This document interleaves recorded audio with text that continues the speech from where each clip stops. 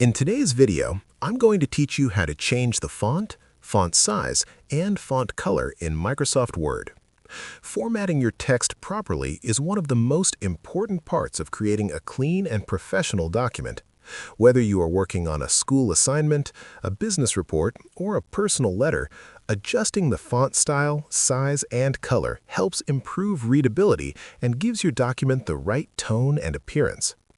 To get started, open your Microsoft Word document. Once your file is open, select the text you want to modify by clicking and dragging your mouse over it.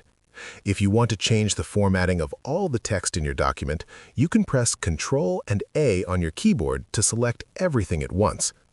To change the font style, go to the Home tab at the top of the screen. In the Font group, you will see a drop-down menu that displays the current font name. Click on that drop-down arrow to view the list of available fonts installed on your computer. Scroll through the list and click on the font you prefer. As soon as you select it, the highlighted text will update automatically. Next, to adjust the font size, stay in the Home tab and locate the font size box next to the font name. Click the drop-down arrow to choose a preset size or type a specific number directly into the box and press Enter. Increasing the font size makes text more prominent, while decreasing it helps fit more content on a page. To change the font color, look for the letter A icon with a colored underline in the font group. Click the small arrow next to it to open the color palette. Choose a color from the theme options or select more colors for additional choices. Once selected, the text will immediately reflect the new color.